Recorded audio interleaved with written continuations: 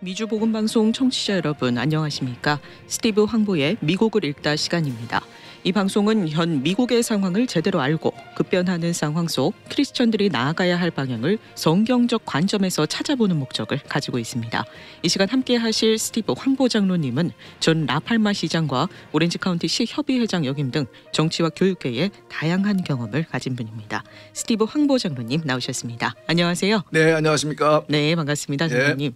자, 이제 벌써 이 팬데믹의 끝이 보이는 것 같은 소식들이 나오고 있어요. 네, 그렇습니다. 네, 어제였죠. CDC에서 백신 접종 마친 사람은 특별한 경우 제외하고는 실외, 실내에서 모두 마스크 쓰거나 사회적 거리 두기 할 필요가 없다고 밝혔습니다. 예. 뭐 이렇게 팬데믹의 끝이 보이는 그런 상황인 건가요? 끝은 알죠. 1년이 지났는데. 그렇죠. 네. 근데 또 앞으로 어떤 변화가 있을지 한편으로는 또 두렵기도 한데요. 이렇게 미국이 정상화를 좀 서두르는 모습을 보이고 있는데 사실 이 이면에는 바이든 행정부가 여러모로 좀 당면한 어려움이 있죠. 예. 그 마스크 얘기를 하셨는데 참 빨리 일상으로 돌아갈 수 있었으면 좋겠습니다. 너무 1년 이상 우리가 이렇게 규제를 당하고 갇혀 있다 보니까 건강적으로도 또 영적으로도 여러 가지 면에서 상당히 어려움이 많은 것 같습니다. 그런데 그 어제 발표한 걸 보니까 그 백신을 맞은 경우에는 이 감염을 다른 사람에게 시키지 않아 트랜스미터를 하지 않으니까 실내에서도 실외에서도 마스크를 쓰지 않아도 된다고 그렇게 발표를 한 것 같아요. 그건 제가 조금 이해가 안 되는 것이 그러면은 왜 진작부터 마스크를 착용하는 것에 대해서 백신을 이제 받은 분들에게 그 마스크를 착용하지 않아야 된다고 그것은 이분들이 그거는 뭐 전에부터 알고 있었을 것 같은데 하지 않았는지 조금 좀 의아스럽기도 하고 그런데 어제 그 CDC와 그 질병관리센터죠. CDC와 바이든 대통령이 발표하기 전날 지난 수요일 날에 이틀 전에는 또 그 캘리포니아의 주지사 뉴섬 주지사가 마스크에 관한 질문을 받고 대답한 것은 캘리포니아는 6월 15일 날 가서 풀어주겠다. 이제 그래요. 그러니까 이제 지금까지 지난 1년 동안 여러분들이 이제 이 팬데믹 동안에 연방 정부와 주 정부의 이 관계를 쭉 보아오셨지만은 대통령이 그렇게 가이드라인을 얘기를 해도 CDC가 가이드라인을 얘기해도 결국은 주 정부들이 주지사들이 결정을 하는 것이거든요. 그러니까 이제 아직까지 기업들도 많은 매장을 가지고 있는 기업들도 이 마스크를 착용하는 것에 대해서 아직까지 이렇게 정책의 변경은 하지 않고 있는 것 같습니다. 분석하고 있는 중인 것 같아요. 그런데 보면은 이미 한 50개 중에서 반 이상 주 이 공화당이 컨트롤하고 있는 주들에서는 이미 마스크 착용을 완화했고 혹은 하도록 의무하지 않았고 캘리포니아나 뉴욕이나 이런 민주당이 컨트롤하는 주에서는 아직까지 규제를 하고 아까 말씀드린 대로 캘리포니아 같은 경우는 6월 10일 앞으로 한 달 동안 더 이제 마스크를 쓰게 하겠다는지 그런 한 거 보면은 여러분들이 보신 대로 이 공화당의 정치인들과 민주당의 정치인들의 생각이 어떤지를 여러분들이 확연하게 좀 볼 수 있는 것 같습니다. 그래서 가능하면은 공화당의 정치인들은 가능하면은 이 정부는 이 국민들에 대한 규제를 적게 하고 가능하면 많은 자유를 국민 스스로가 선택할 수 있는 우리가 1년 동안 이 팬데믹을 경험하면서 우리가 집단적으로 혹은 개인적으로 많은 이제 경험과 생각을 또 쌓지 않았습니까? 그러니까 우리 스스로가 결정을 할 수 있는 마스크 쓰는 것까지도 우리가 정부 얘기를 들어야 되는 건지 이렇게 뭐 마스크 쓰는 것까지도 써라 말아라 사실 미국은 마스크 쓰는 문화가 없지 않았습니까? 없었죠. 일본이나 한국 같은 경우는 독감 시즌이 되면은 늘 마스크를 쓰고 다니는 모습을 우리가 길거리에서 보지만은 미국은 없었단 말이에요. 근데 이제는 정부가 그 마스크 조그만 거 하나 쓴 것까지도 써라 쓰지 말라 예배를 드리라 말아라 뭐 몇 %까지 들어가서 이런 식으로 규제를 하고 있으니까 여러분들이 어떤 정부를 원하시는지 한번 판단해 보시고 선택을 하셔야 될 것 같습니다. 아까 말씀하신 대로 지금 이 팬데믹으로 인해서 이제 이제 조금 그 끝이 보여가기 시작하고 이 감염 수치라든지 돌아가시는 수치라든지 보면은 이 독감 시즌의 숫자보다 더 떨어지는 그런 아주 굉장히 끝이 보이는 네. 앞으로 뭐 어떤 일이 일어날지는 우리는 알 수는 없지만은 네. 지면적으로 볼 때는 아주 좋게 잘 진전이 돼가고 있는 것 같은데 네네. 근데 이제 지금 남은 과제는 어떻게 경제를 다시 살리느냐. 그렇죠. 이 팬데믹이 일어나기 전에는 사실 실업률이 역사상 가장 낮았고 경제도 호황이었고 주식시장도 호황이었고 굉장히 아주 경제가 잘 돌아가고 있었는데 지난 1년 동안에 모든 것을 셧다운한 동안에 물론 처음 우리가 보는 바이러스였기 때문에 처음 얼마 동안 이렇게 셧다운하고 우리가 그것을 공부하고 연구하고 관찰하는 것은 우리가 충분히 이해가 되는 것이지만 그렇죠. 지금까지 1년 이상 동안 셧다운을 해왔기 때문에 이 기업을 운영하신 비즈니스를 운영하신 분들이 굉장히 어려움이 많았단 말이에요. 그런데 이것을 이제 다시 사람들을 고용을 하고 식당이든지 여러 이 매장들이 다시 오픈을 해야 되는데 지금 보면은 이제 각 여러 주에서 지금 불평이 뭐냐면은 지금 현재 바이든 정부가 지난번에 스티뮬러스 플랜을 통과시키고 엄청난 돈을 들여서 지금 특별 실업수당을 주고 있단 말이에요. 네. 거기다가 각 주에서 또 특히 캘리포니아 같은 경우는 연방 정부보다 더 많은 액수의 특별수당을 주고 있고 네. 그러니까 이 일을 하지 않아도 실업수당만 연방 정부와 주정부에서 받아도 한 달에 3,000불 정도의 수입이 생기니까 그러니까 지금 이 비즈니스를 지금까지 1년 동안 못 해오신 분들이 다시 사람을 채용을 하고 비즈니스 하고 싶은데 굳이 구인 사인을 붙여놔도 그걸 하겠다고 오는 사람들이 없다. 그러니까 여러분들이 돌아가시다 보면은 가게들마다 다 사람들 찾는다는 사인이 맞아요. 붙지 않습니까? 네네. 그런데도 안 하는 이유가 이제 결국은 이 비즈니스 사람을 찾고 있는 직원을 채용하기 위해 사람을 찾고 있는 이 비즈니스들이 정부의 그 특별한 돈을 주는 그 실업수당과 경쟁을 해야 되는 이런 상황이 돼버렸어요. 예, 그래서 실질적으로 지금 어떤 현상들이 일어나고 있냐면은 이 비즈니스를 오픈하기 원하는 분들이 비즈니스 하기 위해서는 그 정부가 주는 그 실업수당보다도 더 많은 돈을 줘야지 사람을 채용할 수 있는. 예, 그래서 정부가 정말 경쟁을 하고 있는. 그래서 실질적으로는 이 바이든 정부가 원하는 최저임금을 높이는. 지금 과거에 그 내셔널 그 미니멈 페이를 시간당 15불로 올리려고 그러다가 이제 실패하지 않았습니까? 그런데 실질적으로는 이런 현상을 통해서 이런 기회를 통해서 그분들에게는 기회일 수도 있을 수 있겠죠. 그런데 통해서 이 사람들의 이 수당이 시간당 수당이 올라가는 그런 효과를 보고 있는 것 같아요. 예, 그래서 여러 가지 지금 이제 물론 이제 대기업들 아마존이라든지 구글이라든지 이렇게 대기업들은 정말 호황을 누렸죠. 맞아요. 엄청나게 많은 돈을 벌었고 그래서 사실은 이 그런 기업들이 있는 많이 이제 프로페셔널들이 많이 있는 캘리포니아나 워싱턴이나 오레곤 이런 주들은 이 수입 이 세수가 도리어 늘었어요.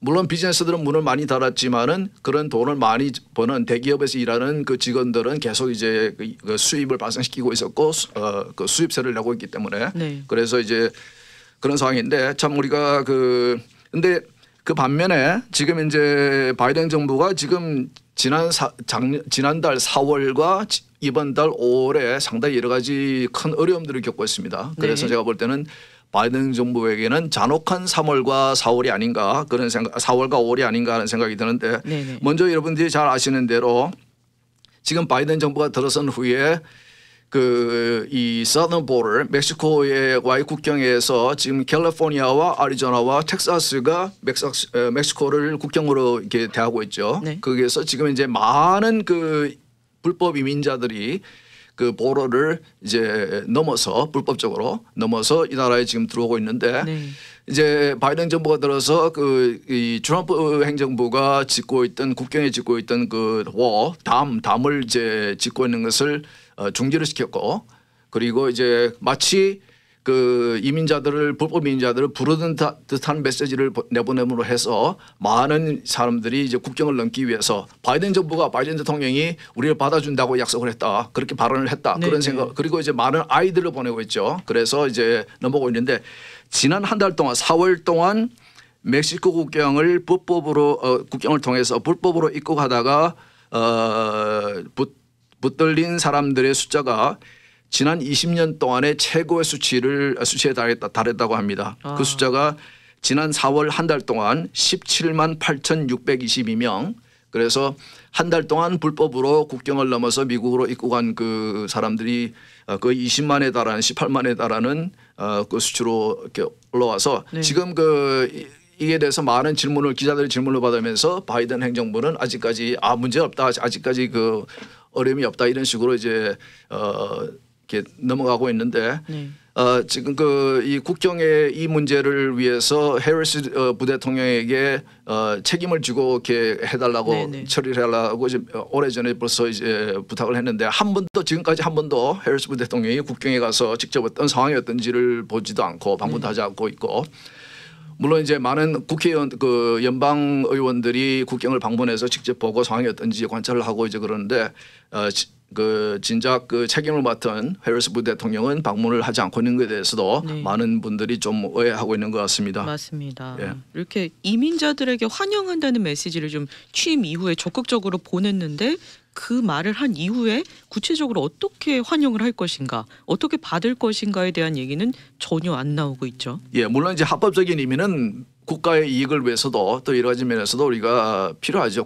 이 합법적으로 이민 오기가 얼마나 힘듭니까? 네. 줄을 서야 되고 모든 절차를 밟아서 들어와야 되는데 이렇게 쉽게 지금도 이제 TV를 매일 보면은 아예 그냥 국경을 걸어서 들어오시는 분들이 많잖아요. 네. 예, 그런 분들에게 이 바이든 대통령이 지금 쓰고 있는 정책은 그런 불법으로 국경을 넘어오시는 분들에게 캐치 앤 릴리스, 일단 체포했다가 이렇게 법원에 출두하라고 그렇게 얘기하고는 풀어준단 말이에요. 미국 안에서 네. 풀어주니까 캐치 앤 릴리스라는 정책을 오바마 정권 때 썼던 정책을 그대로 다시 쓰고 있는데 지금 현재 캐치했다가 릴리스 해준 숫자가 지금 현재 미국에 잔류하고 있는 숫자가 20만이라고 그래요. 100만이 넘는 120만 명의 사람들이 그런 식으로 불법으로 국경을 넘어와서 붙잡혔다가 풀어주는데 바이든 정부는 이제 그 사람들이 다시 이 법정에 출두를 한다 이제 그렇게 얘기하지만은 대부분의 사람들은 출두 안 한다고 그럽니다. 예, 그래서 지금 현재 전체적으로 지금 현재 미국 전체에 불법으로 체류하고 있는 분들 그러니까 이제 우리가 언론에서 이민자라고 하지만은 합법적인 이민자가 있고 불법적인 이민자들 있지 그렇죠. 않습니까? 네네. 예, 제가 말씀드리는 거는 불법적인 이민자들의 전체적인 숫자가 1,000만 명이 넘는 것으로 지금 이제 예상을 하고 있거든요. 네. 그러니까 이것을 이제 어떻게 앞으로 해결을 할 것인지 계속 이제 들어오고 있으니까 지난 한 달 동안에 뭐 18만 명이 들어왔다 그러니까 참 이 바이든 정부가 어떤 지금 대책을 채우고 있는지 발표를 안 하고 있으니까 네. 알 수는 없지만은 참 궁금하기도 합니다. 맞습니다. 이 국경을 넘어오는 수많은 불법 이민자들 어떻게 할 것인가 하는 것도 사실 큰 문제인데요. 최근에는 미국의 이 경제 상황에 대한 우려가 계속 나오고 있어요. 특히 이 인플레이션 우려 계속 뉴스를 뒤덮고 있는데요. 어떤 상황인지 좀 설명을 해주시죠. 예, 뭐 지금 우리가 이미 1년 이전에 작년부터 이제 발생한 이 팬데믹을 통해서 많은 분들이 경제 활동을 할 수가 없었고 그래서 정부가 이제 도와주는 그런 이제 지원도 많이 했고 그래서 참 정부가 연방 정부가 주정부도 마찬가지고 이렇게 로컬도 마찬가지지만은 연방 정부가 상당히 많은 지출을 했습니다. 원래 예산이 없던 지출을 많이 했어요. 그래서 이제 트럼프 대통령 때도 했고 또 바이든 대통령이 취임한 이후에도 바로 또 스티뮬러스 플랜을 1조 9천억 원을 이제 풀었죠. 거기에 대해서는 이제 좀 의견이 많았습니다. 이게 트럼프 대통령이 한 거에 대해서는 이제 당시는 꼭 필요했으니까 당시 팬데믹이 생긴 이후에 우리가 상황을 파악하는 과정에서 셧다운을 함으로써 많은 분들이 경제 활동을 할 수 없었기 때문에 그분들을 정부가 이제 지원을 해줘야 되는 건 맞는 것인데, 그런데 바이든 2년 차에 올해 들어와서 바이든 대통령이 또 이 1조 9천억이라는 돈이 액수가 얼마인지 여러분은 감이 잘 안 잡히실 텐데 연방 정부가 1년에 벌어들이는 그러니까 이제 revenue 세수의 중에서 제일 큰 부분이 이제 인컴 텍스예요. 인컴 텍스가 이 미국 연방 예산 이 수입의 반인데 50%인데 그 액수가 1.9조 원입니다. 조 달러입니다. 그러니까 이 1년 동안 연방 정부가 수입세로 걷어들이는 액수를 지난번에 이제 그렇게 통째로. 통째로 이렇게 한 거거든요. 와. 그러니까 이제 거기다가 지금 이제 말씀드리겠지만은 네. 또 더 추가해서 더 많은 그 지출을 하겠다는 거 아닙니까? 네네. 그러니까 이 돈이 많이 풀리게 되고 그렇게 되니까 이제 많은 분들이 인플레이션이 올 것이라는 것을 참 염려를 했죠. 네네. 그런데 이번 주에 지난 4월 달에 인플레이션이 발표가 됐는데 전문가들은 0.2%가 오를 거라고 이제 예측을 했는데 근데 실제로는 그 4배인 0.8%가 이제 인플레이션으로 발표가 됐습니다. 지난 한 달 동안. 그러니까 이제 엄청나게 많은 이제 인플레이션이 이제 발생을 이제 하고 있다는 것에 대해서 이것도 이제 지금 이제 많은 분들이 염려하고 있지만은 전문가들은 조금 이제 좀 다른 의견들은 하고 있습니다. 네네. 이게 앞으로 계속될 이 인플레이션인지 아니면 이게 일시적인 현상인지에 대해서 이견을 보고 있는데 이 연방은행의 이제 체어맨 같은 경우는 자기는 이제 지금 그 4월 이번 지난달에 그렇게 인플레이션이 높게 나온 것은 일시적인 현상이다. 그래서 이 연말까지는 이게 한 1년치로 볼 때에 한 2.5%에서 3% 정도로 이렇게 나오지 않겠는가. 그 정도면은 염려할 바가 아니라 이제 그렇게 얘기를 하고 있지만은 또 다른 많은 경제 전문가들은 이 정도 수준이면은 이거는 이제 어떻게 스스로가 조정이 안 되는 수준이다. 그래서 앞으로도 그게 크게 인플레이션이 늘어날 거라고 이제 예상하시는 분들이 많이 있습니다. 네. 인플레이션이 늘게 되면은 참 여러 가지 참 그 부정적인 효과들이 많이 있죠. 물론 이제 가격이 우리 생활비들이 올라가게 되고 이렇게 물건을 구입하는 그런 비용이 올라가게 되고 그러면은 참 이렇게 우리 모든 사람들이 돈을 많이 벌건 적게 벌건 간에 더 많은 돈을 지출을 해야 되는 그런 상황도 오게 되고 네네. 그리고 여러분들이 모아놓은 저축해 놓은 돈의 가치도 떨어지는 게 되는 그렇죠. 것이고 그리고 그래서 여러 가지 이제 그 이 인플레이션에 대한 염려가 많이 있습니다. 그래서 이것을 그 바이든 정부가 어떻게 보고 있고 어떻게 대처를 해 나갈 건지 참 궁금합니다. 맞습니다. 근데 이 인플레이션 우려 이야기를 해주시면서 바이든 대통령의 이 여러 가지 지출안에 대해서도 잠깐 장로님께서 언급을 해주셨는데 좀 그 얘기를 좀 구체적으로 해볼게요. 예. 바이든 대통령이 1조 9천억 달러를 이미 첫 번째로 풀었고 그리고 앞으로 4조 달러 규모의 추가 지출을 추진하고 있다고 지금 계속해서 언급을 하고 있습니다. 예. 지금 이 나라에 돈이 많은가요? 예, 지금 이제 아까 말씀드린 대로 취임하자마자 1조 9천억 원의 스티뮬러스 플랜을 공화당이 반대하는 상황에서 공화당이 반대한 것은 너무 과한 지출이고 그게 그 1조 9천억 원에 포함되어 있는 항목들이 이 스티뮬러스와는 상관이 없는 그러니까 예를 들어서 낸시 펠로시 그 하원 의장의 지역구에 지하실로 오는 거라든지 이런 식으로 스티뮬러스 이번에 팬데믹과는 전혀 상황이 없는 것들이 상당히 많았습니다. 네네. 그래서 그러면은 꼭 필요하다 그러면은 우리 그 이 국민들에게 1,400불인가 지불을 했죠. 네. 그런 거 같이 꼭 필요한 것만 이제 하자. 그러니까 그 1조 9천억은 너무 많다. 그랬지만은 완전히 공화당의 의견은 이게 이 민주당이 그렇게 큰 차이로 다수당도 아닌데 아주 근소한 차이로 이 유권자들이 좀 이렇게 비슷하게 이제 만들어줬는데도 완전히 야당의 의견을 무시하고 네. 민주당의 표만 가지고 이제 그거를 통과시켜서 지출을 하고 있지 않습니까? 그런데 사실은 그 1조 9천억 원도 지금 그 대부분의 지출을 못 하고 있어요.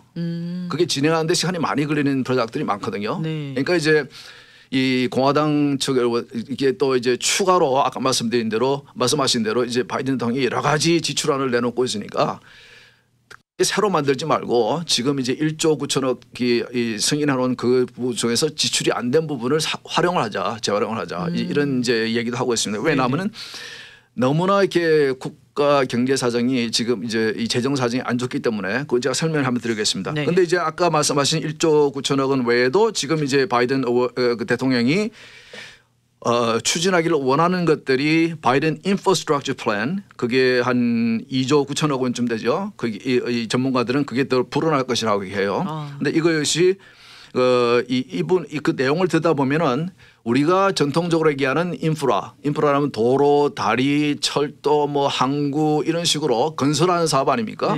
근데 그것에 그런 우리가 전통적으로 얘기하는 인프라에 들어가는 비용은 한 7%밖에 안 되고 나머지는 그 뭐 상관이 없는 것들이 굉장히 많아요. 그러니까 이제 지금 현재 이렇게 너무 우리가 지출이 많아서 연방정부가 지출이 많아서 국가 부채도 많고 부담이 되는데 이렇게 돈을 낭비하지 말고 좀 이렇게 공화당 지금 의견은 이 안에 대한 의견은 뭐냐면은 인프라를 하는 건 좋다. 그러나 그것으로 제한을 하자. 그거예요. 그리고 이제 또 한 가지 또 바이든 대통령이 추진하고 있는 것은 American Families Plan. 이게 또 1조 9천억입니다. 네. 여기서 합해서 아까 말씀하신 대로 6조 6조 숫자가 너무 커서 6.1조 달러가 되는데 이것을 인구 1인당 우리 갓난애까지 다 포함해서 우리가 미국 인구가 3억 3천쯤 되지 않습니까? 인구 1인당으로 계산하면은 이 바이든 대통령이 추가로 지출하기를 원하는 것들이 인구 1인당 18,500불. 예, 그만큼 이제 되고 그 외에도 이제 바이든 대통령이 또 추가로 지출을 원하는 것들이 있어요. 그것도 합하면은 어떤 사람들은 이제 다 합치면 10조 불까지도 갈 수 있다. 네. 그러면은 인구 1인당 거의 3만 불이 넘는 액수가 된다. 이제 그렇게 해요. 그러면은 거기 지금 제가 미국 그 연방 정부의 예산을 조금 설명을 드릴게요. 네. 그러면 지금 이제 이 재정 상황이 어떻길래 이것을 공화당 사람들은 반대를 하는가? 네. 이거 뭐 정부가 돈이 많으면은 얼마든지 국민들에게 이렇게 좋은 것이면은 줄 수도 있는 거 아닙니까? 좋죠. 그러나 이제 아무리 좋은 것이라도 이렇게 재정적으로 우리 세대만이 아니고 다음 세대, 다음 세대까지 부담이 되는 그런 이제 수준의 지출이라고 그러면은 우리가 조심을 해야죠. 네. 그래서 제가 조금 설명을 드리면은 지금 현재 연방 정부의 그 이 fiscal year 회계 연도가 10월 1일부터 그 다음에 9월 30일까지인데 지금 현재 2021년 회계 연도의 수입 예산은 이제 3.863 trillion dollars. 그러니까 3조 8,630억 불이 되겠죠. 그것이 이제 그 연방 정부의 올해 회계 연도의 수입 그 예산이고 네. 지출 예산은 그 수입 예산보다 25%가 더 많은 거의 한 5조 그러니까 4.829 trillion dollars 거의 5조 달러가 되는 겁니다. 지출이 수입보다 25%가 25% 많아요. 그러니까 이제 그걸 우리는 구조적인 적자라고 하거든요. 네. 구조적으로 structurally deficit이 있는 거예요. 네. 예산에. 그러니까 우리가 이제 가정에서 예산을 세울 때에 나와 내 부인의 수입이 얼마인데 우리가 지출을 예상하는 것은 그 수입보다 25%더 많다. 그러면은 우리 그 가정은 어떻게 됩니까? 파산하죠. 예. 근데 이제 정부가 그렇게 이제 운영이 되고 있어요. 네. 근데 더 심각한 것은 그 지출 예산 중에 378 billion dollars. 그러니까 이게 얼마죠? 한국말로 하면은 3,780억 불이 되는 것 같아요. 그것이 이제 뭐냐면은 이 연방 정부의 부채에 대한 이자를 지불하는 액수가 그겁니다. 네. 예. 그러니까 이제 연방 정부의 지출 예산에 아주 많은 부분이 지금 현재 그 이 원금을 갚는 것도 아니고 이자를 갚는 것에 지금 사용이 되고 있는 거예요. 이자만. 예, 이자만. 네. 그 부채가 얼마냐 그러면 이 지금 현재 이 올해 3월 기준으로 28조 달러, 28 trillion dollars. 그러니까 이게 작년 그 전년도에 대비해서는 25%가 는 액수입니다. 네. 그만큼 빨리 국가 부채가 증가를 하고 있어요. 그러면은 이게 이 국민 1인당 계산하면 얼마가 나오느냐 하면은 지금 현재 국가 부채를 국민 1인당으로 계산하면은 66,000불. 그리고 그 미국에 있는 가정들 중에서 가정들 중에서 이 세금을 내지 않는 그 가정들의 이 비율이 얼마나 될 것 같습니까? 상상이 안 가죠? 네. 거의 50%가 세금을 안 냅니다. 그러니까 이제 세금을 내는 가정들은 전체 가정들의 한 50%밖에 안 돼요. 절반밖에 안 된다고요? 절반밖에 안 돼요. 그러니까 그렇게 계산하면은 납세자 1인당 국가 부채 부담액이 지금 현재 얼마냐면은 17만 5천 불입니다. 그만큼 많은 부채를 가지고 있어요. 네. 그런데 지금 현재 이 연방 예산이 구조적인 적자니까 네. 이 원금을 갚아가지는 못하고 있고 이 국가 부채에 대한 이자를 내는 그 액수가 1년에 3,780억 불 그렇게 엄청난 돈을 지금 지출을 하고 있는데 이러니까 이 상황이 이러니까 이 공화당 의원들은 지금 너무 일부 민주당 의원들도 같은 생각을 하고 있는 것 같아요. 네네. 이렇게 너무 과한 지출을 좀 하지 말자.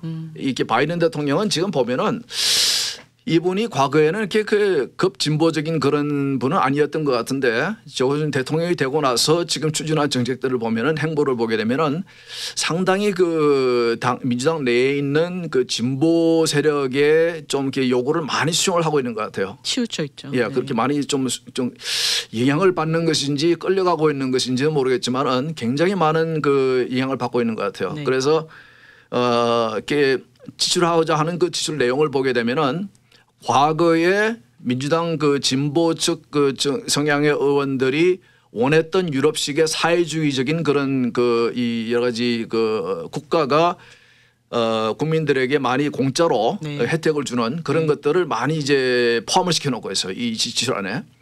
그래서 지금 이제 이런 사정을 지금 이제 이 국가의 부채 규모라든지 재정적인 적자라든지 이런 상황을 알고 있는 왜냐하면 민주당 의원들 중에서도 상당히 이게 이 사회적인 이슈적에서는 진보적이지만은 재정적인 이슈에서는 상당히 보수적인 분들이 많이 계시거든요. 네네. 그런 분들은 상당히 염려를 하시는 것 같아요. 그런데 제가 정치를 보니까 정치인들 중에서는 이게 멀리 내다보고 이 정책을 만들거나 정치를 하시는 분들은 많지 않은 것 같아요. 제가 네. 경험을 해보니까. 네. 그게 보통 이제 정치인들의 생명이 2년, 4년 혹은 몇 년 후에 또 이제 낙선을 하게 되면 그만둬야 되는 그런 분들이 많거든요. 그러니까 이제 자기의 다음의 선거를 위해서 혹은 이제 그런 아주 근시안적인 그런 생각으로 재정적인 정책을 많이 쓰는 걸 제가 봤는데 네.